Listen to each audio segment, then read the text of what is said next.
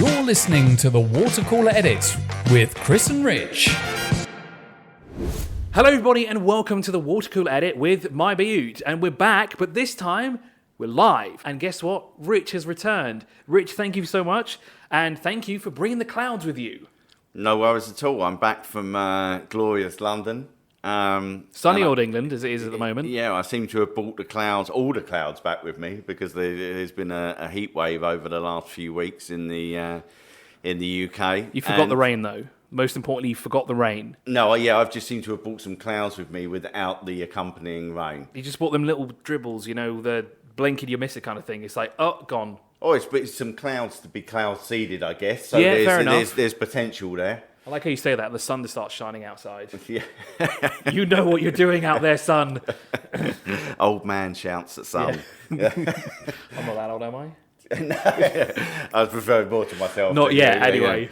And even I like to go middle-aged. But no, man, it's good to be back. How you been? Yeah, everything's been great. I mean, the heat's been wonderful as always is. I mean, what do I expect after 20-odd years of being here? It hasn't changed much. It's still warm outside, but at least we have AC indoors. I know that's one of the biggest struggles in Europe as well, is that there's no such thing as...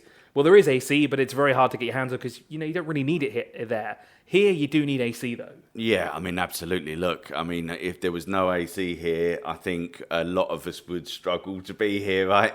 Just simply through the fear of spontaneously combusting, exploding into flames.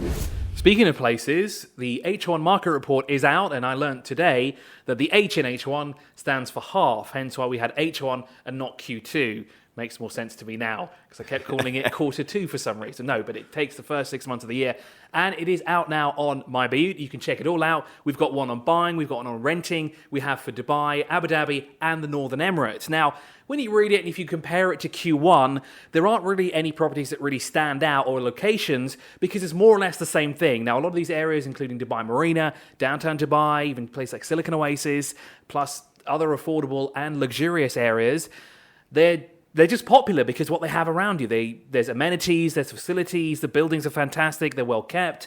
There are so many things nearby, including schools, restaurants, you name it. I know in Silicon Oasis, the only reason I need to actually leave Silicon Oasis at the moment is to come to work.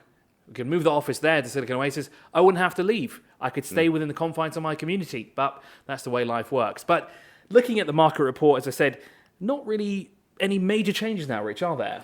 No, I think it's fair to say that the popular areas remain popular, right? I mean, it's as simple as that. I mean, if you're looking at the most searched for areas to rent, affordable property, affordable is all relative, but we make distinctions in the report between affordable and luxury just to give it some kind of definition. JVC comes out on top again, right, as to rent affordable apartments. Now, that's not a surprise. What is interesting, though, by the way, just for luxury apartments, the most popular, as always, is... Did I say it already?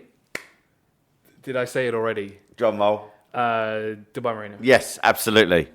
Absolutely, there you go. Yeah, so I mean, look, it pretty much always is. It'll be very much a surprise if it's not top when we come to one of these market reports. Think about it: the views, what's around you. You're close to the tram. You're close to malls, the beach. I mean, that would be for me. If I knew how to surf, I would live in Dubai Marina and just go surfing every morning before I come to work. The waterfront living, right? Yep. That's it. It's an attractive proposition for a reason. But I think one of the things we have to note is that rents are climbing. They're going up. It's like fuel prices, right? They've gone up fuel has gone up by 56% already this year, if not more, judging by the calculations that we have. And it seems to be rent has gone up by how much? Right, so in the affordable segment, this is across villas and apartments, so it's an average. Rents have risen by up to 29% in the first half of 2022, which is, let's be honest, considerable. What about the luxury one now? Right, the luxury one, let's be honest, it's a Burger King. It's a Whopper. It's a Whopper of a rise. It's by up to 43% in some areas. Now, look, obviously, when we say this, some areas are affected more than others. Like renting on the Palm, for example, has gone through the roof. It was already expensive. It's become a lot more expensive. There's other areas that haven't been affected as much.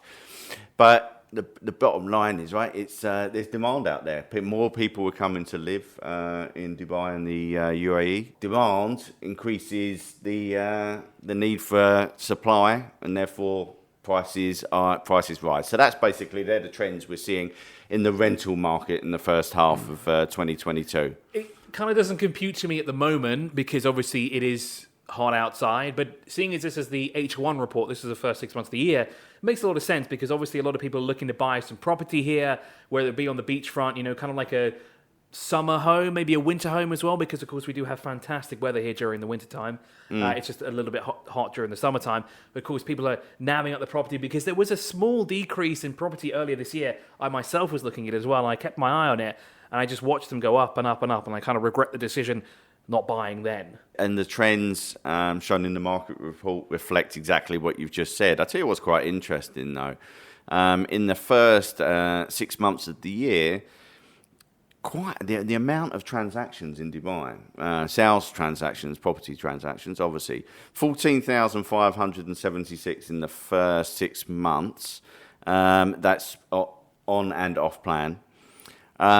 The total value, 33.6 billion dirhams. When you hear the number, it's like, oh, only 14,000. But then when you say that number, it's like, oh, okay. Because honestly, when you first said it, I'm thinking, okay, that's quite a low amount to think of both built and off plan.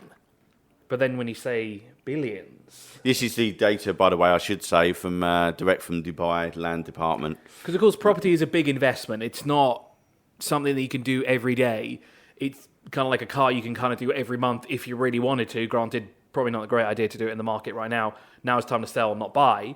But property is a little bit different, obviously, because it's kind of like a yearly thing that you would look at, or kind of like a, let's say, bi-yearly, I guess, in every couple of years. It's not something you look at every single month. No, absolutely. And like you're right, when you first say that 14,576 doesn't seem like that much, but when then you look at 33.6 billion dirhams, that does seem like a lot, right? So it doesn't take much for that cash to add up. Interestingly, the most prolific area of those transactions was Dubai Land with 3,037.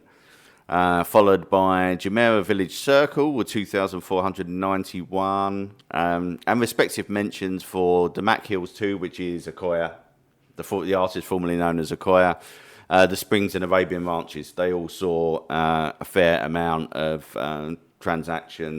property transactions in the first 6 months of the year. So some interesting data there, right? I'm back with my stats. Pulling out the stats. Speaking of stats, Rich, is something that both you and I are very fond of, because there's been a recent study that says, what is it, you said 90% or something like that of the UAE's population plays video games. And we're not talking about chess and these kind of things. We're talking about video games. Yes, a lot of them are on mobile, most likely probably Fortnite, PUBG, and probably a bit of Candy Crush thrown in there. But 90-ish% is an insane amount. It is. It's a huge amount, right? So basically, we'll give a shout out to the guys who put this survey together. Statista is a German data company. They surveyed 39, it was more than that, 46,000 people across 39 countries. But not us two. Including 1,012 in the UAE. Should have been 1,014. We're not happy. What's going on? But anyway, that aside, it's a good survey. There's some interesting stuff in there. And it basically, of who they surveyed in the UAE, 9 out of 10 adults, obviously because 18 or above, are gamers. And that was the highest percentage of any country that they surveyed, which, like I said, was 39 countries. I think China was second and the US was third. And so you're talking frequent gamers as well, so that's over 11 hours a week, which I have to admit I well and truly fall into that category. I think I would as well. So I'm just thinking like I do 2 to 3 hours of gaming in the evening when I have to get home from work. So yeah, I probably do the same thing. And then on the weekend I tend to play it with. But you know what I've just figured out is that 90% of the population plays, but I don't play games with anybody. My household plays games. My mum does. And the other half does as well. Granted, we only play co-op games. But I don't play games with anybody, Rich. Do you play online, Mark? I'm not really an online gamer, no. I'm a bit of it would appear a bit of an antisocial gamer. I go down the single player route most of the time. Like simulators? Not necessarily. I know which simulators you're referring to, and not necessarily those. But which simulators are you referring to, Chris? You know the exact one I talk about here. Bus Simulator 2011. Not 2011, because I already got a copy of that 10 years ago. Bus Simulator 21. You heard that right. Recently. Bus Simulator. What can I say? I love simulators. I got Train Simulator, Firefighter Simulator, Airport Simulator.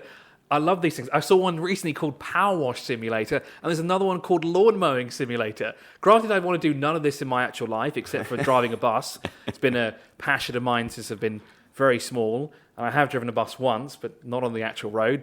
Something I've always wanted to do. Nice. So actually, the simulator part of it is something that I want to do. It's a childhood. It's like a childhood dream coming to virtual reality. Playing My Little Pony probably isn't one, but I'm trying to get my hands on one. I will eventually. So, Rich, the other thing that we're talking about as well before we start recording this was the growth of gaming facilities here. Now, I'm not talking about internet cafes. These are the good old days. Oh, internet cafes. Yeah. There's a gravestone somewhere in the world with internet cafes written on it. It's such a shame that they don't really exist anymore, but that's where we used to go. I used to love those. But when you're on holiday as well, and it was a way of I'm showing my age here, right? But it was a way of contacting back home without having to do the phone call and all the rest of it.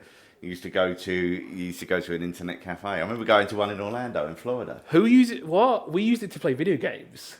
No, I'm talking. This is before now you go this bit. What next? This bit. This is just making me look too old. Yeah. What next? You're going to say you had a pager?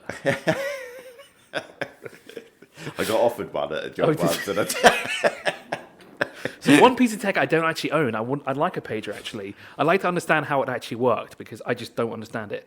Anyway, so we've evolved from internet cafes. I want to say that we have these facilities that offer places for us to have a good time with our family and friends and not have to confine them into one room. We can take them to this huge place where we can play retro games, we can play arcade cabinets, we can go bowling, we can sit and have a meal as well. I mean, Blue Waters, what's the place called in Blue Waters? Brass Monkey on Blue Waters Island. Then there's the other one, Wave House on the Palm. I get the two confused all the time. Then you've got loads of other Atlantis, isn't it? Yeah. Then you've got loads of other places that are kind of cropping up. I mean, I just checked out the VR park after reading the My Bayut blog in Dubai Mall, and I actually saw that the place was huge.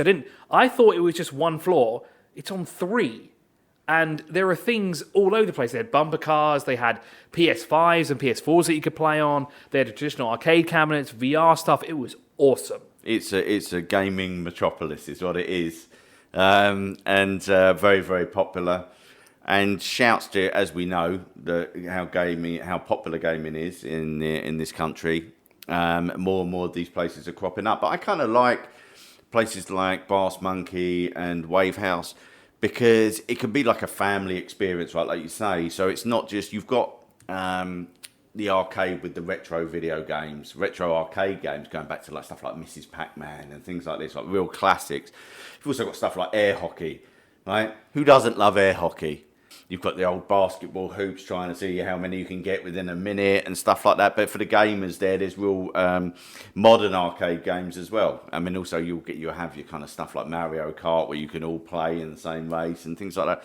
Really good, enjoyable times. Family times, Chris. No, but, I think more and more of those places are cropping up. The reason why more and more are cropping up is because of the popularity of gaming and popularity of fun, arcadey type places. We also have this thing about nostalgia at the moment as well, and it's great to see a lot of these older games sort of resurfaced. I mean, I'm a huge fan of Outrun, and I found I think it's the one in Dubai Bowling Centre. They had 4 of the machines, and they even had like a 2-seater version, so you could sit with other people. Granted, they just have to watch you, but it was good fun. It was so much fun. Outrun's classic, absolutely classic. Such a good one. I remember being somewhere recently. I can't remember if it was Brass Monkey or Wave House. It might one of the two. It might have been Wave House actually. At Street Fighter 2, the original arcade machine. I'm not good at fighting games. I'm more of a racing game. Oh, I weren't very good at it. You know, I can smack the buttons. I had it on the SNES, and I did eventually complete it, but it took way longer than it should have done. But look, that's classic. That's an example of the kind of proper, ultra classic arcade games that you're getting in these places. It's not just kind of superficial stuff. There's some real good stuff there for hardcore gamers as well, you know. Well, Rich, this has been a really insightful podcast. Actually, no, it's not a podcast anymore because of that. It's a vodcast, of course, isn't it? Yeah, we're a podcast stroke vodcast. Yeah, we're the best of both worlds. Of course, you can listen and you can watch on all your favourite streaming platforms and social media. Don't forget to like, share and subscribe. I know you can't do it on all of them, but you can like and share on everything. So make sure you do that. And thanks, Rich, for joining us. This time, please bring clouds. I will. I'll bring clouds and rain next time I come back from the UK. Cheers, guys. See ya. You're listening to the Water Cooler Edit with Chris and Rich.